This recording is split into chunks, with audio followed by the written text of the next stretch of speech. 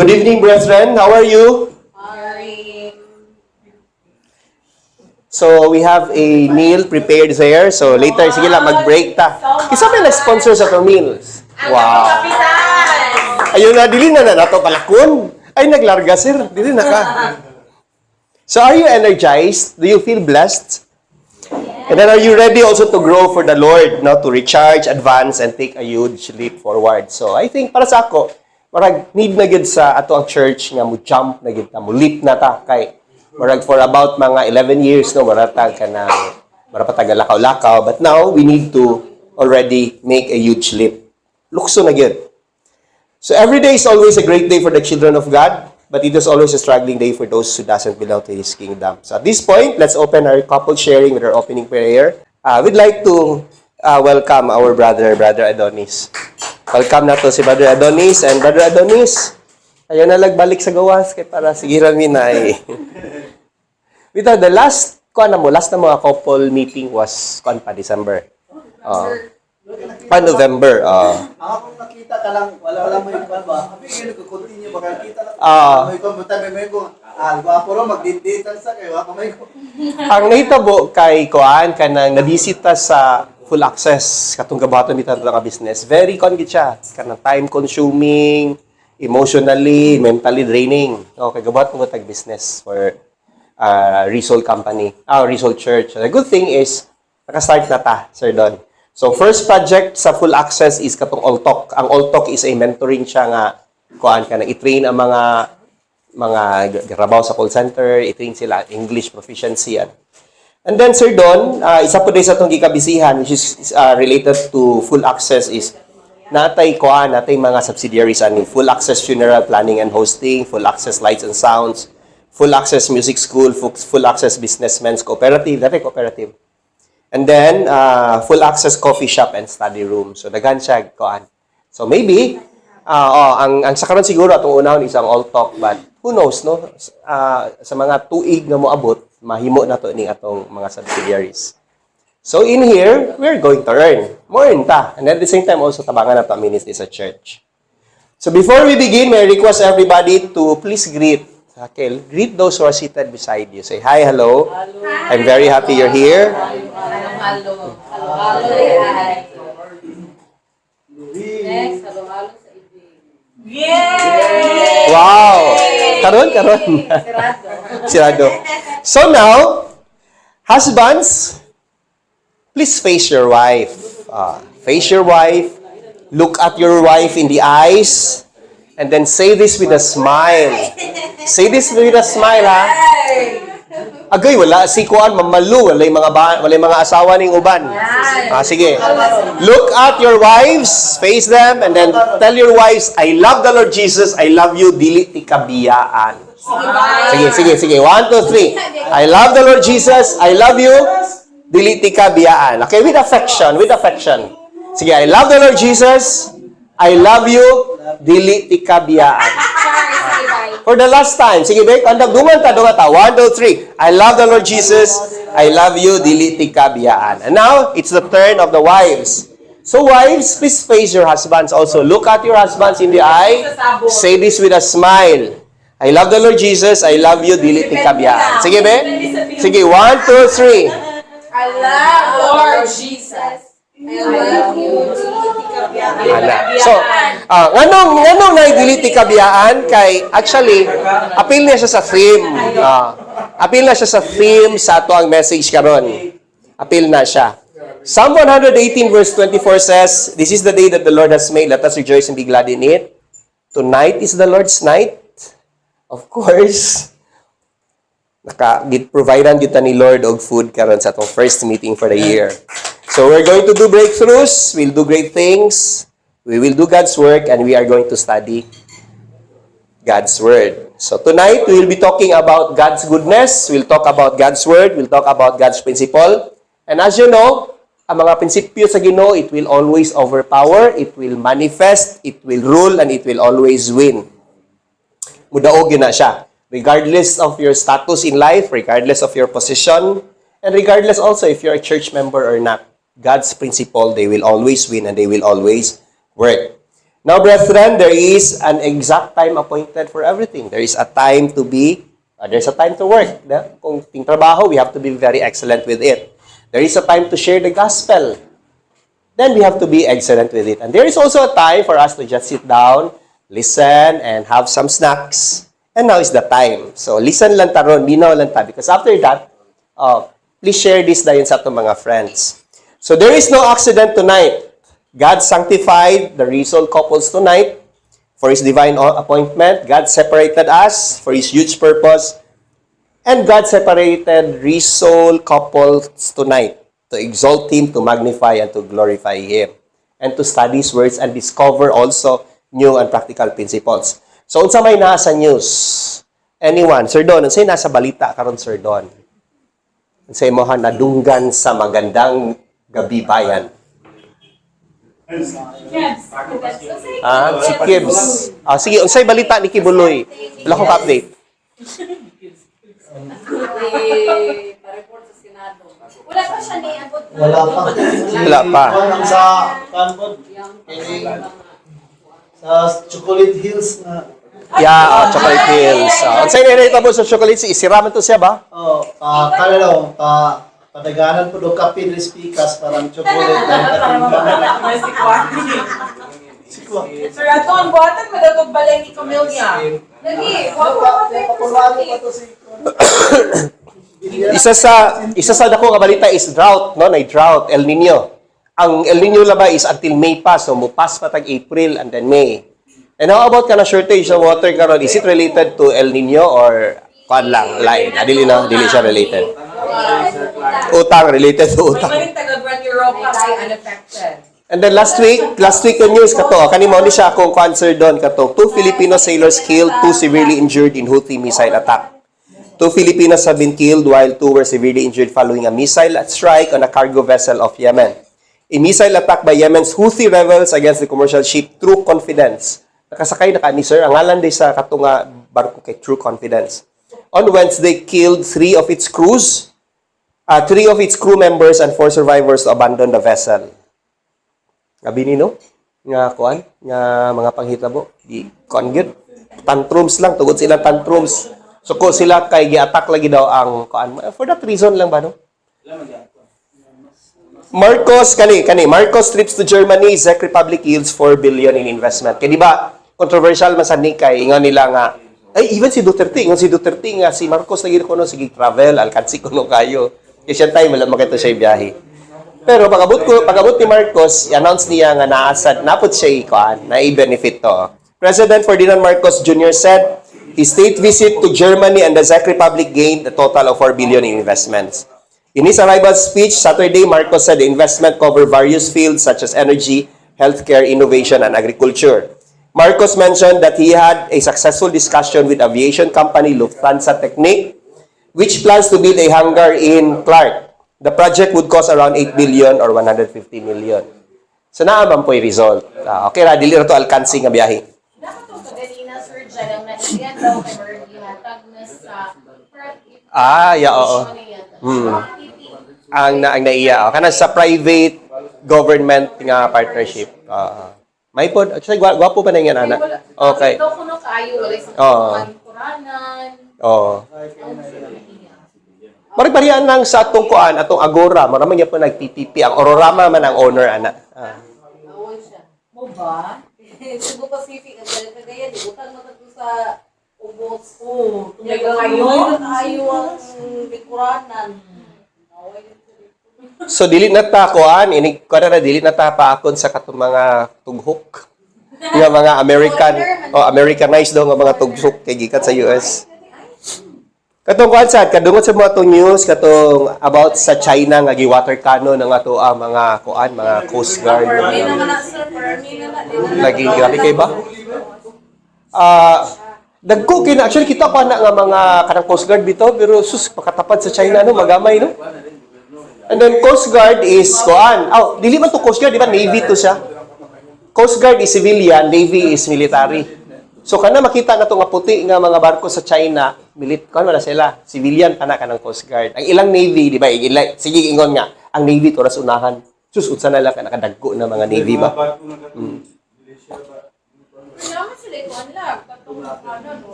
Mo ganito. Oh. So actually na mag-injured ato. So why should we be very curious about current events and biblical facts? No, because we have to know this because you have to know the magnitude of the problem. We have to know as well what to pray for. So i-add na to isa sa tong ampuan. I-add na to ng kanang about sa drought, kanang gira sa Middle East. Yeah, let's add that sa to mga prayers. Also atong economy. I-add na to siya. And also, we have to know that because we have to know our position and we also have to be aware of the signs of the times. Kaya uban nga mga pastors, uban nga churches, kana gani ko kay sila reactive din kay sila na ila din na basahon. Nga hapit na gid ang end of the world, kay gira na sa Middle East, hapit na end of the world, kay nagsugod na ang drought ana. If you're a Christian here in Rizal Church or even outside Rizal Church, our mission is Matthew 28:19 to do the Great Commission, which is to make disciples of man, to bring people to Christ, to evangelize, to bring people to genuine repentance. However, that purpose doesn't end there because after that, we have to disciple them, we have to mentor them. And who else are called to do that? But of course, kita nga mga Christians, the difference makers, the revolutionists, excellence drivers of our church. Mga igsuon, ang kaminyoon, murasab na siya og mga pangkalibutanong, mga panghitabo. So, naay kuan, kagubot, naay pagbulag, naay pagkasubo. Gubot, gira, pagbulag, kung wala ang Ginoo sa kaminyoon. No? Gubot, naay pagbulag, naay pagsubo. Kung naay pagkabangkarote sa emosyonal nga bank account, dili ganina nimo matagaan o dili ka makadeposit ganig mga love. Dili gani nga na makadeposit o sige to sir, isa tong bayad to gipakita ni Ma'am Mitch. Hazard pay. Gubot gina. Hazard gid ang kuan. Labi na kung dili pud ma-share no dili mahatag ang mga panginahanglanon sa matag isa. So we have different needs. Ang wives ug husbands ay lain taog mga needs. Kita na mo kanang Amerikano nga magbinisaya. Iwas lang kayo. Nainunduman na ako to kagapon magud sa ko sharing na ako sa community hour. Natoy paborito. Ay sa inyo sad na si Father Mitchell sa Iligan. Sa Cagayan sad si Father Chapman. Father Chapman. Islang kay na siya. Siya mo'y magmisa basta December 24. Kanya kana Sunday pod siya mo'y magmisa, daghan kay mo join sa iya misa. Kay colonial mentality ba kana dito makita kag Amerikano nga pari mo gyud ka kakita Ginoo oy. Hulihan din siya nila ni Father Tex de Hitimas, ni Father Ruha, di kaganahan mo join kay lain jud pero kung Amerikano gani. So kato din siya inig pamauli na may ngomen siya ang Ginoo maanaa kaninyo ang balos din sa tao ikaw sa kay bataktan sa og anaa usab kanimo. So atan airport canteen an American ordered puto. Order ang Amerikano og puto. He knows a little bit of the vernacular. Kabalo sa Bisaya. So, you ordered puto. But because he's an American, so medyo slang lang gitpod kayo. So, ingon siya, Miss, would you give me a futo? Futo. Kay slang man. Ingon na yung tindira nga, what, sir? Isa nga, I said futo. So, he pointed dayon to katong na product dito puto, yung gitudlo. Ingon na yung tinira, okay, so you want puto. That's right, ingon na Amerikano. Pero sa kasing-kasing sa tindira, suko kang tindira, siya nga, puto, kapadya, puto, maray ka, balsan, yuti ka. Ingon na yun siya nga. Ingon na yung tindira siya, okay, sir, what color do you want? Fula or futi? The other Wednesday, na ako na rin na-share nga, na-exam na mo sa among cooperative sir doon and then 1 year na siya nga klase. And then di na ito kumutake sa comprehensive exam kay wala ko ka-study ba pero paano man yun ka nang i-message na ko nga sige mag-take yun ka na. So try ko, sige ako na lang, I'll just try my luck. Nakapasar ko. Pero wala na ko na maharos ang dako yun score. But nakapasar. That's a good thing. So ingon ang anak na siya nga, pa, bangharos ko karon sa among klase. Ingon din ang anak, very bright, very good anak. Unsa man nga subject anak? Ingon din ang anak. Kuan pa cooking. Ako ang mangharos sa kalangunggay. Ingon din ang papa, daan ko pa yun. Liwat yun ka na ko anak, bright. Bright. Okay, sir, kailan ni Sharon o ni Gabi? Of course. Si Sharon o si Gabi, gikasal sila 1984. Ang ilang guest din atong ilang maninay si Ferdinand Marcos and then si Imelda Marcos. Oh, grabe kayo to. Grabe kayo to. Bibo kayo to siya. Grabe kayo. Ingrandi kayo kasal. Unfortunately, in 1987, nag-separate sila, nag-annul sila. Ang produkto ato nila nila si Casey. Dili si Casey nga Isabel, but si Casey Concepcion. So, 83, iha pa. 83, 84, 85, 86, 87, only 4 years lang. Pero grabe kito nga kasal. Ingon na pasyente, Dok, patambalan nung tanan ko niya kong asawa. Ingon na doktor, nga, unsa man day sakit? Unsa man day gibati siyang asawa, imong asawa? Ingon pasyente, kuan man Dok. Kanang kanunay mo, kuan na siya, sige man siya, og sturdy siya kagalingon. Sige siya, giyaw-yaw nga. Si kuan kuno sa si Sharon Cuneta. Ingon na yung doktor, ay, kuyaw, kay na. Sige, atong sugdan karon pero kinahanglan sa ta magbuhat sa iya medical record. Yun na, unsa ganito yung ngalan? Ingon din tong banay siya nga si Gabi Concepcion, Dok. Pareho naman day sila. So, ingon nila, beauty lies on the eyes of the beholder. So, kung mamili ka sa imong asawa, kinahanglan buutan, kinahanglan mahindadlokon sa Ginoo, kinahanglan sa gwapa. Ayaw ka balaka. Okay. Kanang gwapa nimo, di ba sa nagwapa sa uban? So, beauty lies on the eyes of the beholder. So, ingon ang babae siya nga, bulag na taoy! Panagway ang hinungdan. Oh, grabe ka. Ay, bulag ta kay ang dagway ang hinungdan. Ingon ang lalaki nga, ano makigbulag man ka? Kanang gibati, ano di ka sa kung dagway? Ingon din ang babae, dili man, gwapo man ka, gikan sa lapalapahang tod sa liog. So first, let us define marriage on the basis of Scripture. So let us ask the Bible. Marriage. Ato pangapanon ang Bible. So dirita. So let's read Genesis. If you have your Bible, although ako na ni siyang ready. So let's read let's open our Bibles to Genesis chapter 2, verses 23 to 25. That's 3 verses.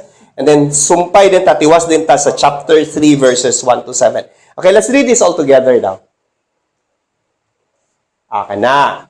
Sige, basahan na all together ha. Then the man said, "This at last is bone of my bone and flesh of my flesh. She shall be called woman because she has taken out of man. Therefore a man shall leave his father and his mother and hold fast to his wife, and they shall become one flesh. And the man said to his wife, and the man and his wife were both naked and were not ashamed.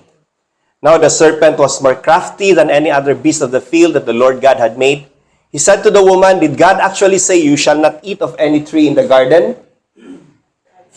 And the woman said to the serpent, we may eat of the fruit of the trees in the garden.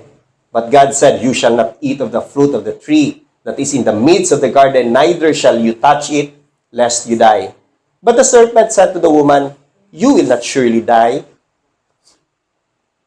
For God knows that when you eat of it, your eyes will be open, and you will be like God, knowing good and evil. So when the woman saw that the tree was good for food, and that it was a delight to the eyes, and that the tree was to be desired, to make one wise, she took of its fruit and ate. And she also gave some to her husband, who was with her, and he ate. Then the eyes of both were opened, and they knew that they were naked, and they sewed fig leaves together and made themselves loincloths. So last November, dugay na gid kini. So the things, no, ang ato ang hisgutan, we talk about the things to remember with a hardened spouse. Di ba na may usahay nga, sa magtiayon, ang lalaki is mature siya nga Christian, ang babae ang dili. Or baliktad, ang babae may mature, ang babae ang lalaki may dili. So unsaon man nimo siya pag-handle? So that was our topic last November. So number 1, remember that we are not alone in this fight. So kamuran duha, pero actually dili mo alone, no? There is God, there is the wife, and there is the husband. And the next is, ask God to use your situation, your in-laws, to make you a better Christian. Kaya naapoy mga problems mag-usay sa mga in-laws. But you can use your in-laws on a positive. And the next is, take our unchanging spouse to prayer. So, mara gid ang atong mabuhat. Ano to? Mara gid ato ang mabuhat. We have to take, and then, also, we have to accept that the best happiness comes only from God. So, ang atong kalipay, dili na ito makuha sa atong banner o sa atong asawa, but only sa Ginoo. So, the best happiness comes only. Kaya nundo pa man nainunduman pa ninyo. So, for tonight, on our marriage mentoring, I would want you to be the star spouse for each other. So, gusto na ko nga, mahimot ang winner, mahimot ang Mr. and Mrs. Universe atong mga asawa, atong bana, and you have to be the best also sa ilaha. So, ang title na to karon is The Rise and Fall of Marriage, Trouble in Paradise. The Rise and Fall of Marriage, Trouble in Paradise. So, we will be talking about how chaos in marriage began. Nga nung naamay mga kagubot sa kaminyoon. So we will be talking about another biblical role-playing and another godly principle. So hisgutan na po nato ang programa sa Ginoo, ang hulagway sa Ginoo sa kaminyoon, God's view, God's way about marriage and how it would work. So marriage is a sacred institution created and invented and as well as architectured by God. Si God yun na nagbuhat sa marriage. So when we find principles and guidelines for building strong and fruitful marriage, we find it nowhere else but sa Bible. No? Kasi siya may si God man ang kuan and nagsuat ana. As you know, the Bible is God's word. It is our manual for living. It is inerrant, walay sayop. It is life's final authority, and the Bible is God's heart and mind condensed. So let's reflect. Let's talk about the verse that I showed earlier. Now, let's talk about how it all began. Kaning problema sa kaminyoon. Do you believe in the saying, and they lived happily ever after? Tuo mo ana nga, and they lived happily ever after. Di ba nana siya sa mga nana siya sa mga fairy tale, o nana siya sa mga rom-com. Disney princess. Ikaw, Sir Don, katuo ka ng, and they live happily ever after. Sa salida. Mamit, katuo ka ng, and they live happily ever after.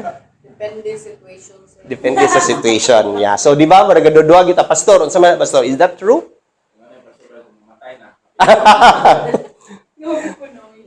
So, when your husband married you, did you have that in mind?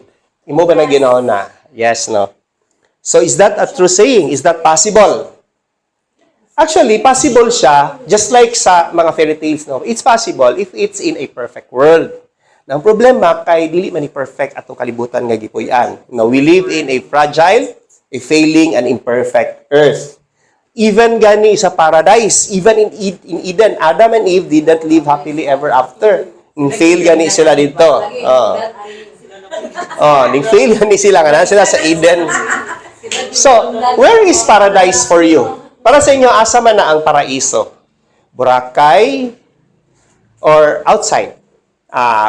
Overseas, New Zealand, baka America, Australia. Mga dinihilan sa siguro kay wakawat. So, unsa man? Boracay, Baguio, Siargao. Cagayan de Oro. Siguro kay wala ka mas pwede nakados gawas. Ikaw, Mitch, unsa man nimo? What is paradise for you aside from being with me and sleeping with me?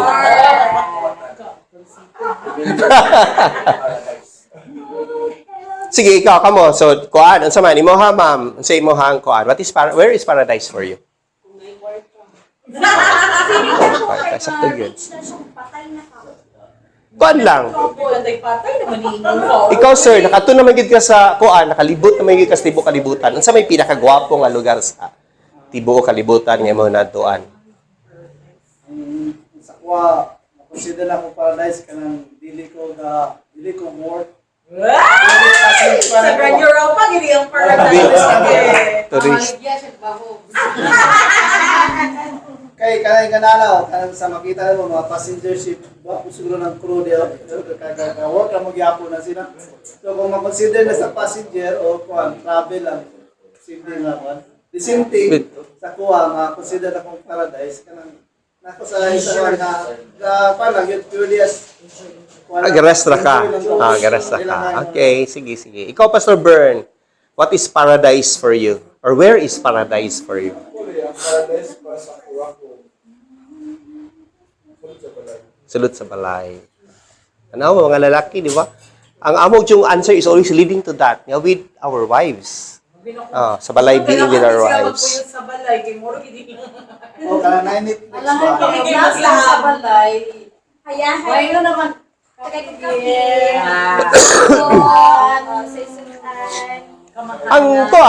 Ang mga concert, mga foreigners, actually makanisa sa Philippines, ila po nang gina-consider nga paradise. In fact, ganin ay mga title ang Philippines nga related to paradise.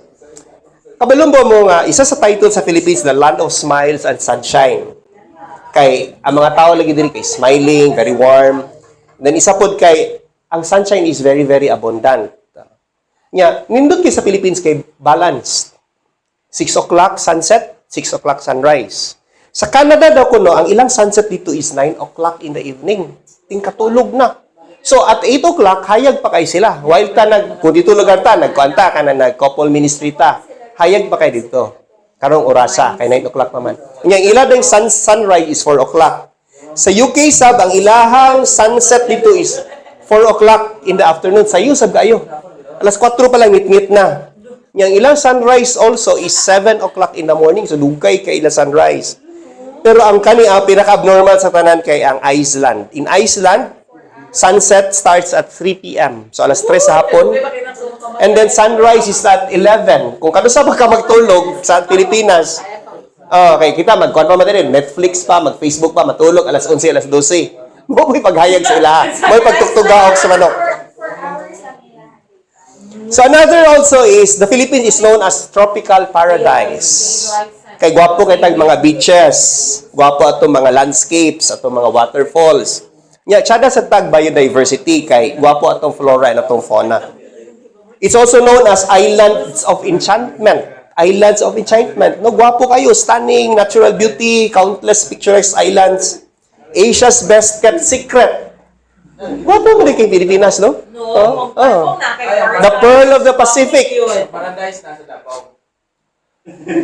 Ay, oo, gumot karon. Tuwa dito nagtago, dili makita na. Land of 1,000 Islands, and then the adventure capital of Asia. Muna ang title sa Philippines. So the Philippines is described like paradise. Even ako mga cousins ang ipangutanas, ganahan ko na kay sila sa Philippines. But the problem is, paradise ang Philippines, pero dako kay problema sa ng Philippines. So here are the 7 significant problems. Poverty. As of 2020, the poverty incidence among Filipinos stood at 23.7%, affecting around 23.8 million. The income inequality gap remains wide, with the richest 20% of the population earning more than half of the national income, while the poorest 20 earn only 5.9. Corruption, pagyod. The Philippines ranks 115th out of 180 countries in Transparency International Corruption's Perception Index in 2020. Natural disasters. Sabi ba? So, problema na to, poverty, corruption, and then natural disasters. Sige tagbisitahan diri og lino, sige tagbisitag bagyo. Unemployment. As of January 2021, the unemployment rate in the Philippines is 8.7, equivalent to around 4.5 million jobless individuals. And this increased during the COVID-19 pandemic. Infrastructure deficiency, kani, mga dalan, problema. Wala kay tay dalan, mga bridges, dukikig kahuman. Natural disasters, mananay ako na mention. And then insurgency and conflict. So nasa to tanan ba? Insurgency, conflict, natural disasters, corruption, poverty. Ang ato po yung insurgency dili kompleto. Naapatay komunista, napagitay mga Islamic nga mga insurgents, no? Ang Islamic ba insurgents daghan pagig kay MILF, MNLF, napay mga Abu Sayyaf and then BFF. Now Genesis chapter 2 talks about the rise of marriage. Remember that Genesis chapter 2 talks about the rise of marriage, no? Romance in paradise, happy, happy, happy. But Genesis 3 talks about the fall of marriage. O pagani koan, wala pagani gamay pa lang gani kay nga verses imong basahon, nakat na, naputol na din paabot sa Genesis chapter 3 kay it already talks about problems in paradise. So trouble, problema. There is this quote that I want to share with you. So the institution of marriage rises on the wings of love, trust, and commitment, but falls when burdened by neglect, betrayal, and indifference. No, kung naay gugma, naay trust sa kaminyoon, mo thrive siya. But if there is neglect and betrayal, it deteriorates. Now, facts say, divorce rates differ in ethnicity. So, depende po di ay sa ethnicity sa tao, naapoy ko, naapod siya iyang kanya-kanya po nga rate of divorce. Na among white couples, ang study bago ni is sa US manggod. So, among white couples, the divorce rate is 15.1%, while marriage rate is 32%. Now, ma-appreciate nimo siya kung i-compare nimo siya sa mga black couples. So, black couples, mas daghan ang bulag. Pero ang ilang pong marriage rate is only 17%. So, baliktad sila. Ang mga puti, sige ninyo, sige kasal, pero ilang bulag is dili na gid kay daghan. Kani pud kay gamay rang kaslon, pero sa kaslon pud hinuon 30% ang bulag. And then next is Hispanic couples. Kani mo i-surprise po hinuon ko kay ang ilang divorce rate hinuon is very small And then, ang marriage rate nila is 33.2%. Mga Catholics ba yan ni sila? And then, divorce rate also by educational level. So, kanisad, gwapo sad ni. Ma-appreciate sad ni nato. So, high school level, the divorce rate is 39 for men and 37% for women. Pero katong mga tao na, mga babaeng lalaki nga nakaskwela, actually, gababa ang iyang divorce rate. Gababa siya, 26 na lang, and then 30% for women. Now, 78% of women with a bachelor's degree have a marriage that lasts at least 20 years. Taas-taas ang kuan. Kung maayo o kuan, kana nakaskwela og ayo ang babae, mula hutay ang ilahang kami niyo. Ngano ka? Unsa may reason? Any kuan, any theory? Submit na lalaki.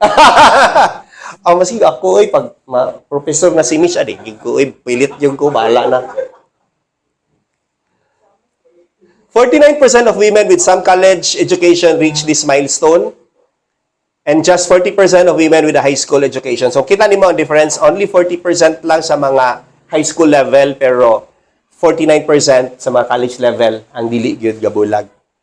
So, interesting ba? Nga, depende po day sa educational level. And then, let's talk about the difference between men and women.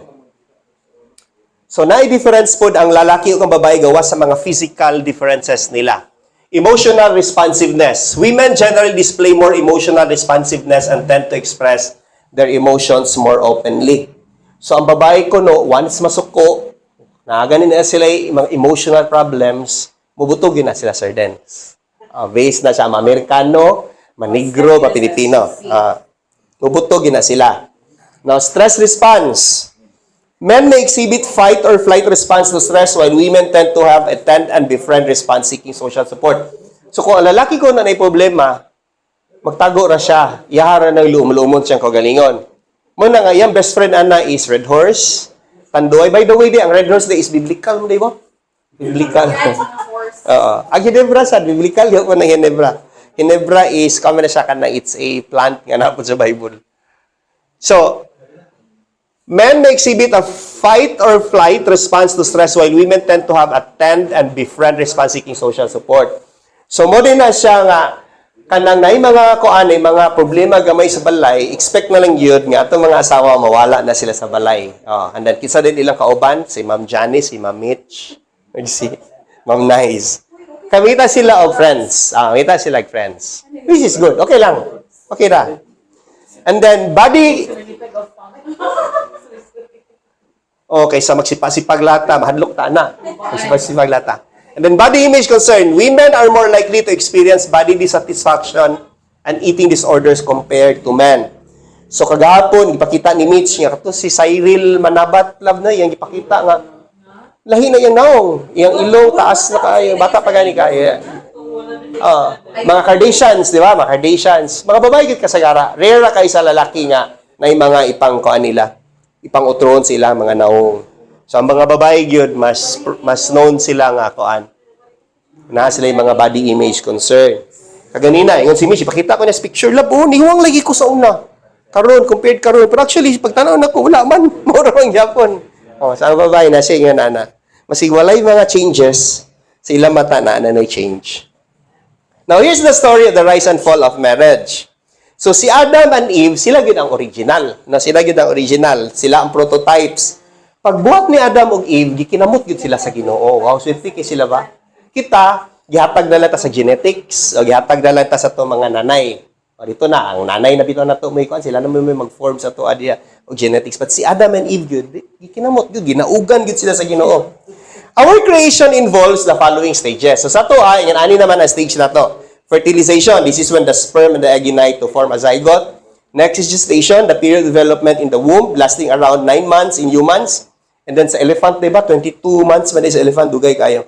Labor, the process of childbirth, and then the delivery is the moment when the baby is born. So labor, the process of delivery, the process of childbirth, and then delivery, the moment when the baby is born.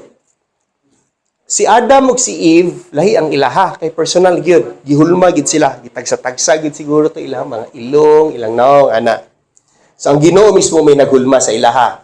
And also, they were involved both in the rise and fall of marriage. So sila gid ang aktibo kayo nga hinungdan, nga naay asdang og naipagkunhod sa kaminyoon. Nagipangutanan ni iba si Adan, ingon siya nga, Adan, akong hinigugma, imo ba gid kong gimahal or basi naa kay lain? Ingon ituwag si Adan. Siya unsa pa may naay lain nga? Kinsa pa man day lain babae diri? Wala na choice. So here's the rise and fall of marriage. So mani siya atong title, The Rise and Fall of Marriage, Trouble in Paradise. So the rise and fall of marriage. Now in creation, there was love in paradise. So there was harmony, there was romance, there was a honeymoon. Now Genesis, di ba? Basa na to sa Genesis. Then the man said, This at last is bone of my bones and flesh of my flesh. She shall be called woman because she was taken out of man. So naagay love, no? They love each other. Ya, grabe kayong excited ni Adam pagkita niya kang Eve. Now my question is, unsa may meaning anang bone of my bone and flesh of my flesh? Nana siya meaning? Sir Dance. Sir Don, ikaw Don. Sir Don, unsa may meaning anang bone of my bone and flesh of my flesh? Bukog sa akong bukog ug unod sa akong unod. Bakit siya? Correct, exactly, correct copy gid siya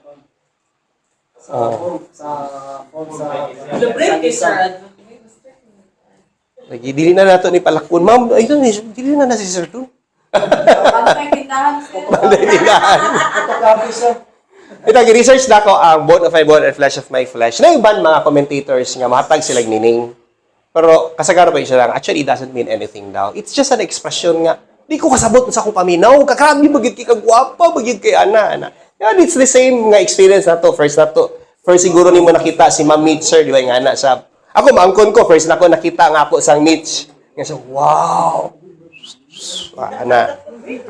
Witty-wee! Verse 24. Therefore, a man shall leave his father and his mother and hold fast to his wife, and they shall become one flesh.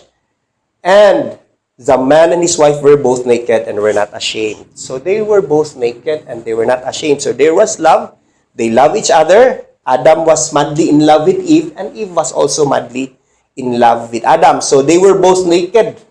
Grabe ba? Sa ilang gugma. Saan man na, Pastor? Sa ilang gugma, naghubo-hubo sila? Ang nakedness means, it means, ang alam sa to company di ay sa kanato Rizal Corporation is full access. Actually, it means full access, no? No fences. Di ba nakedness means no fences, full access. No barriers, no walls, no secrets. Walay pride, walay shame, walay kaulaw. So love was very abundant and freely expressed. Now sa itong time, wala po nagikuha tanan sa Ginoo na nga nakedness. Although kasanina naman tano, kasi hindi na naman tabat, wala pa nagikuha ni Lord tanan. When we make love with our wives, di ba? Wapo gito nga naked jud ka, hubo jud ka. When you date your wife, ang nakedness is dili gid na siya mawala through romance, through openness, through honesty. And when we serve our wives also, i-maintain niya po nato ng nakedness. Meaning to say, we have to serve our wives, serve our husbands. Ang masarap niya is, we have to serve them with excellence. So, ihatag na to tanan, full access. Now, that was paradise, there was love there, but the problem is, naikilljoy kayo. Naikilljoy ni abot. There was a troublemaker in paradise. Now, troublemaker in paradise, ni abot siya sa Genesis 3. Now, the serpent was more crafty than any other beast of the field that the Lord God has made. He said to the woman, did God actually say, you shall not eat of any tree in the garden? So, ang paradise actually, wala gid siya madugay. Dali, nagig kayo. Mubo ra kay siya. And up to this time, we are feeling, no, ang kanang pagkaguba sa paradise. Now, Satan was the killjoy. Siya gid ang nagpatay sa kalipay. Satan the deceiver enters immediately and destroys paradise. Satan the deceiver broke the honeymoon. Satan the deceiver broke what was supposed to be a very happy moment when he entered the picture. So pag sulod yun ni Satan sa picture, guba yun ang paradise. Nawala na ang honeymoon. Dali ra kayo. Now, Satan came as a serpent. He was introduced as, ang kanang pagin siya nga serpent, kung imo daw ko na napangitaon sa iyang Jewish term, nakash pagin daw ka na siya. Nakash meaning to say, a shining one, an angel of light. So, dili siya kuan. Pagtungan niya promiro ni Adam og ni Eve, dili siya katong nilad kignaw nga naisungay nga gahawid og katong bitaw dako kay nga tinidor. Oh, dili siya nga ana. Oh. So there was this story kay nuno pa basi kay nuno reaction na siya ni Sir Bern. So there was this story. There was a man who attended a Halloween party. He was dressed in devil's costume. So devil's costume kanigid nga devil dili siya nakash, dili siya as katong beautiful, shining, smooth, debonair. So he wore a red shirt and a horn, and he was walking towards the party that night, and then it rained harder, ni ulan. So he looked for a shelter to avoid getting his suit wet. The shelter that he saw was a chapel where Christians are praying, having an overnight prayer watch. Sa tanan pagyud lugar yan natuan, na pagyud nag-prayer meeting ang mga Christians. Oh, Rizal, ang Rizal nag-prayer meeting. And so he was in a hurry, getting out of the rain, and so he pushed the door, and it created a lot of noise so that the people who were praying, they turned around towards the noise. O, siya kabalo nga na yun, nag-prayer meeting. Di pagsulod niya, ulan man kayo. Lagubo. Abri ang pita, bukan lugar, saba kayo. So what happened was, they looked at the door. Tanaw sila sa door. So they thought it was the devil incarnate. And so everyone ran outside. Pati ang pastor, nilukso. Nindagan ang pastor. So the guy was surprised. Why are they running away? Nakalimot sa siya nga naka-attire man siya. So he forgot that he was wearing the devil's costume. Everyone ran except an old lady whose dress was caught in a chair. So nandagan tanan, pero naisa katigulang nga nagpabilin. And so the guy walked to that lady. She was trembling. The lady was trembling. And so he wanted to ask why everybody was running, but before he could ask, the old lady said, Satan, I have been a member of this church for so long, but I have always been on your side all along. Balimbing kaysa nga tanan. Huwag na ang pastor, tuog yung kunin mo, pastor, para maabot sa Satan. Change my mind. So Satan, remember, is God's enemy. Satan hates whatever God loves. Satan destroys what God establishes. And Satan attacks who God loves. So, favorite jud kayo nga tirahan ni Satan is katong mga tao nga nahigugma sa Ginoo ug palangga sa Ginoo. Now, fair ba na Ginoo, di ba? For God so loved the world, gigugma man niya tanan, pero na mag-special, di ba? Katong mituo sa iyaha. Mo ginapaborito nga atako ni Satan. Now, we have to know how Satan attacks marriages. Dapat kay balutaan ni. Giwarn na ta ni St. Paul. Ingon si St. Paul, okay, so 2 Corinthians chapter 2 verse 9 to 11, for this is why I wrote that I might test you and know whether you are obedient in everything. Anyone whom you forgive, I also forgive. Indeed, what I have forgiven, if I have forgiven anything, has been for your sake in the presence of Christ. Pero kani, listen to this. So that we would not be outwitted by Satan, for we are not ignorant of his design. So, para dili ko na ta ma-outwit ni Satan, and dili ta ma-ignorant sa iyang design, we have to know Satan. Ato siyang tun-an. Tun-an nato siya, dili tungod kay fan ta niya, but tun-an nato siya para makasagang ta. So, this is how Satan attacks marriage.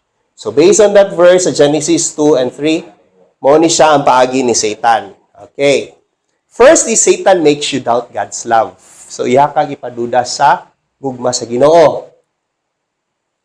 Now, the serpent was more crafty than any other beast of the field that the Lord God has made. He said to the woman, did God actually say you shall not eat of any tree in the garden? So, sa iya ang ingon, iya pangutana, did God actually say you shall not eat of any tree? Nag-ingon magid ang Ginoo sa imuha, ana, di ba? So, it was telling Eve, I'm doubtful. Dudag yun ko sa intention ni Lord. Nga nga di magyug kaniya tugtan, ana. If God is love, dapat iya kang tugtan. Di ba, ana din ba? Makaduda. Love magha kaniya. I'm doubtful about God's intention, Eve. And so should you. Dapat sad mag-doubt ka. You mean to tell me God doesn't want you to live a happy life? Dili di ka paghidaboy sa Ginoo og malipayon, love man ka kaniya, ana, di ba? Iya gyud kang iya kang ipa-doubt o magduda gyud ka. Yung sideboard madunggan po na nimo sa hunghong po, labi na mag-away mo sa imong asawa or imong bana. Oh, ignon dayon ka dayon, na di maghunghong sa imo nga. Nasakitan naman ka. Wala na maginay lami na nga relasyon, bulagi na siya. Love man ka sa Ginoo, okay ra na. Na. Gool magkaka. Oh, wala na ilami nga sila kuan nga relasyon, bulagi na siya. Okay ra lagi na kay love man ka sa Ginoo. Ana. So iya gyud ka padudaon. It's either on the negative or on the positive. Gaantos naman kaka. Wala na ginilami nga relasyon, bulagi na. Okay ra lagi na kay love man ka sa Ginoo.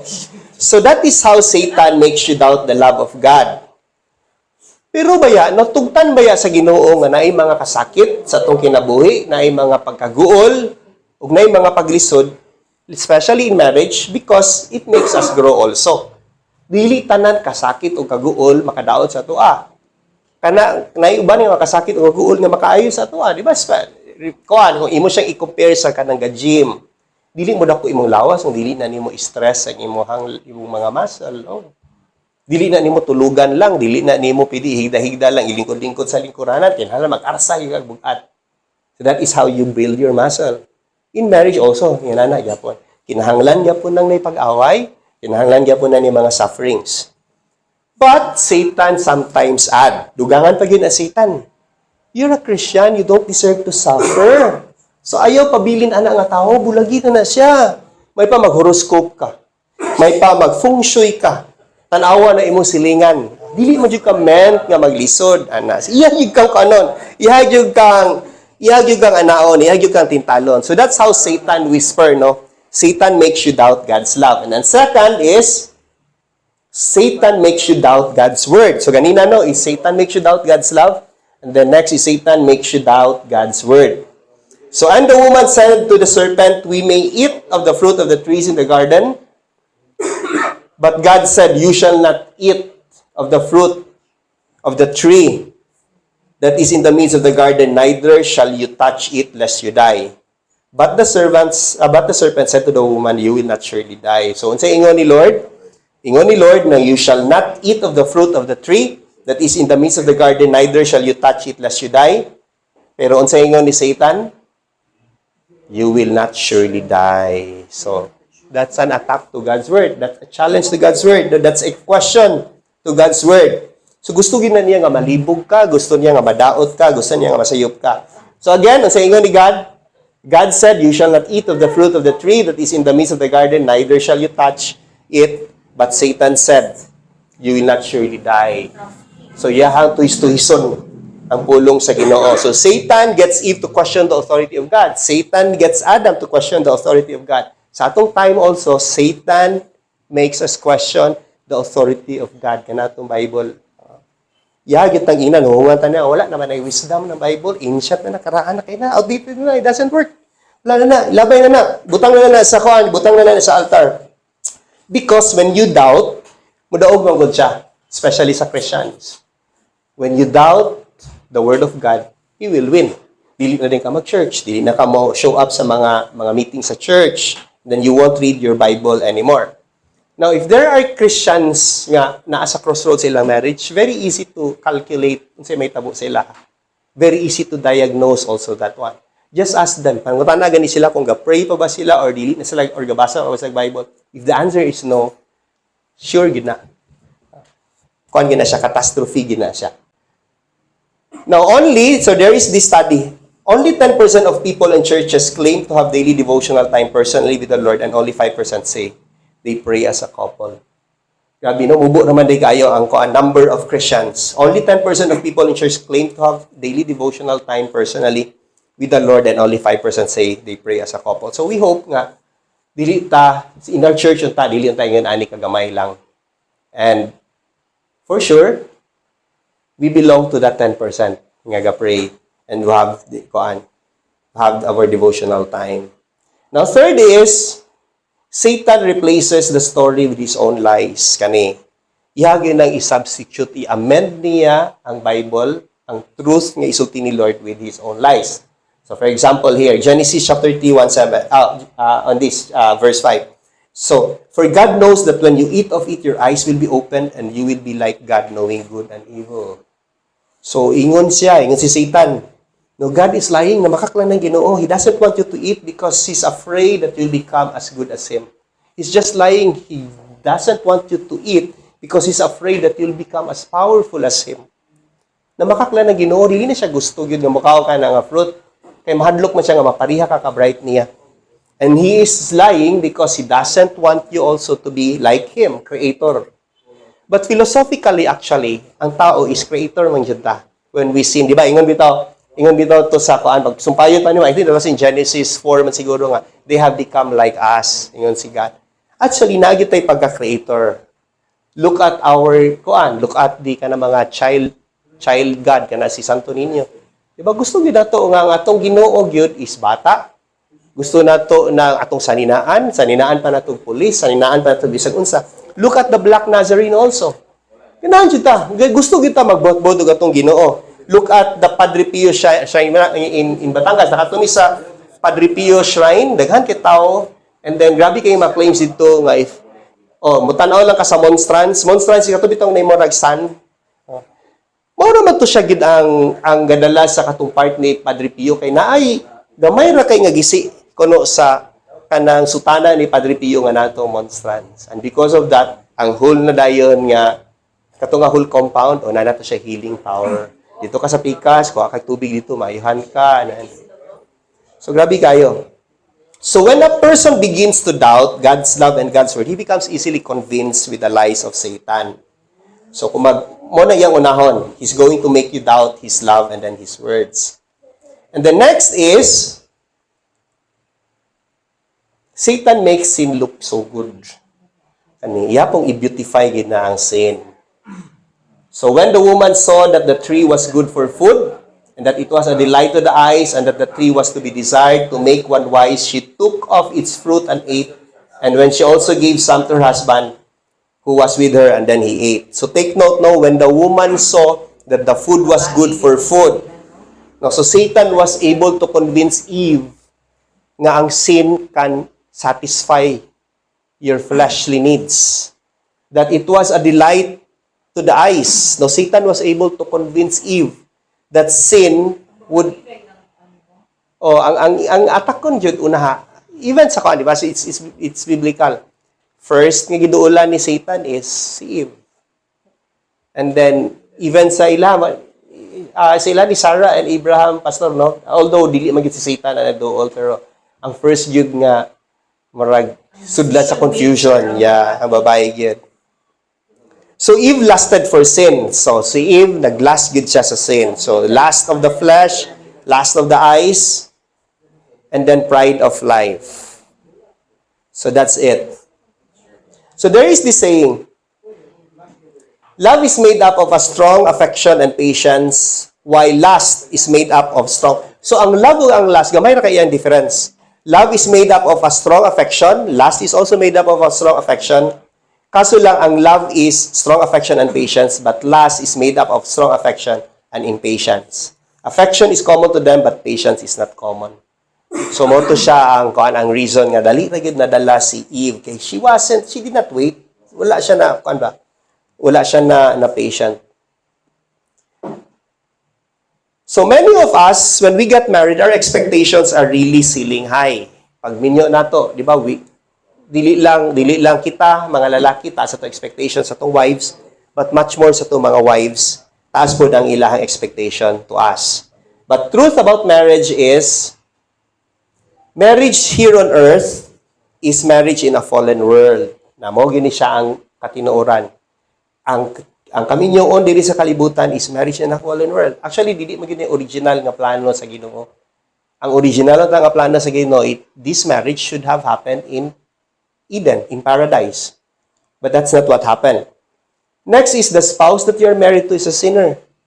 Imong asawa, makapasakit na sa imuha, imong bana, makapasakit na sa imuha. Because puro na sila, or puro ta mga makasasala. And then lastly, for our marriage to work, we need help from something bigger. So kinahanglan ta og mas dako, mas powerful nga force, nga persa, kung gusto nimo nga mo-work ang imong marriage. So that's why we have to stay leash with the Bible. We have to hold on to the Bible. We have to hold on to God. We have to hold on also to a Bible-based church. And we have to hold on to our Bible-based couple ministry group, just like what we have now. So in ending, to the spouse who are here, we have to be very patient to one another. Kinahanglan to magpasensya ta. We have to study our partners. We have to be very gracious to one another. And we have to also well serve our spouse emotional needs. So natay mga needs nga itong iserve, we have to serve that. And do you want to be a good spouse? Do you want to be a good steward to the special gift that God has for you? And do you want to be an excellent Christian? The answer is yes. Now, we can. Mabuhat nato na siya because we have Jesus. No, Jesus is God. Jesus is the only Son of God. And although God, no, in all His holiness, omnipotence, omniscience, perfection, masipag-ingana siya ka-perfect, but He also wants us to be victorious and successful. Nga nung gusto siya nga, mahimo ka victorious and successful sa imong kinabuhi sa kami niyo because we represent Him. No, lisod man kayo nga i-claim na ito nga Christian ta, pero gubot ato ang panginabuhi. I-claim na ito nga Christian ta, pero daghan kitag mga hang-ups, daghan tag mga problema sa kinabuhi. So that is why God wants us to win. Now, brethren, we live in a world of wars, chaos, and destruction.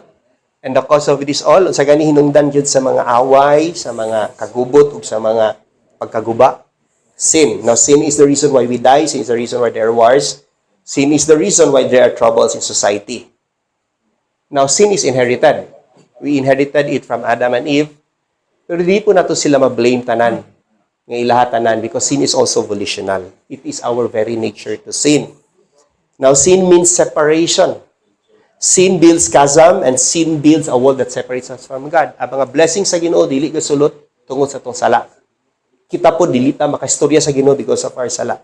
And our walk in this world is actually a walk to perdition. Ang atong pagpanaw, paglakaw-lakaw nato ni kalibutan na is a walk to death, a walk to perdition. We die physical death. May mga aksidente, may mga sakit-sakit. We die spiritual death. Dili ta ganahan mo buhat sa kagustuhan sa Ginoo. And we die also eternal death, which is the scariest death nga ato ang ma-experience kung wala ang Ginoo. The Bible says, Romans 3:23, for all have sinned and fell short of the glory of God. Romans 6:23, for the wages of sin is death, but the gift of God is eternal life in Jesus. And Romans 3:10, it is written, none is righteous, no, not one. So wala gi maayo, walay luwas, no? That's why we need a Savior. That's what Jesus came here for. Muna'y rason nga gipadala si Jesus to save us from this destruction caused by sin. John 3:16, for God so loved the world that He gave His only begotten Son, whosoever believes in Him will not perish but have everlasting life. And in all this, God made a way. Gibuhatan gyud ta og paagi sa Ginoo. He sent His Son. Jesus died on the cross to save us, to propitiate for us, atone for us, and Jesus resurrected back. So tulo gina, kompleto gina. He was born, He was incarnate, He died, and then He resurrected back. Because through His death, now we are sure that He is true. But we have to do something. Now we have to receive Jesus. To receive Jesus means to repent. To receive Jesus means to receive Him as Lord God and Savior. And to receive Jesus is to receive Him by faith. Romans 10:9, because if you confess with your mouth that Jesus is Lord, believe in your heart that God raised Him from the dead, you will be saved. Romans 10:13, for everyone who calls in the name of the Lord will be saved. And then Romans 6:33, when He brought them out and said, sirs, what can I do to be saved? And they said, believe in the Lord Jesus, and you will be saved, you and your household. So we have to believe that Jesus is not an ordinary person, but He is Lord, He is God. But the question is, have you received Jesus, or did you reject His offer for salvation? Gidawat naman ka nato si Jesus. Amen. Sure you go nga, gidawat na nato si Jesus. So, dili na nato siya, dili na ta mag-sinner's prayer. So, in closing, I would like to share this quote. This is from Ecclesiastes, chapter 4, verse 12. Though one may be overpowered, two can defend themselves. A cord of three strands is not quickly broken. Sa mga aktivista, nasad sila kantang i-compose itong walis tingting. 10 walis tingting ay hindi kayang baliin. Ngunit kung marami, it talks about that yapon, kung daghan mo, diligid mo mabungkag. Pero karon mas ako na-realize nga mas una da ay nakasulat sa Bible. It's about that yapon, ang walis tingting. So, what are we going to do? Dili ginatubyan atong bana or atong asawa. Kung duha ta mag-inampuay, kusan o lig-on ang atong kaminyoon. Napudyo ikatulo ang Ginoo. So, amen. Mas strong kita. So, here is our discussion for our discussion questions. What things do you still want to achieve as a couple? Unsa may gusto niyo makabot? What are your hopes for the rest of your marriage? Unsa pa may gusto ninyong kuan? Unsa pa may mga hopes ninyo? Unsa pa siguro sa gusto niyo buhaton? What makes you happy as married couple? And then third is, who is more likely to read the Bible or pray when trouble strikes in your marriage? Is it you or is it your wife? Or is it your husband?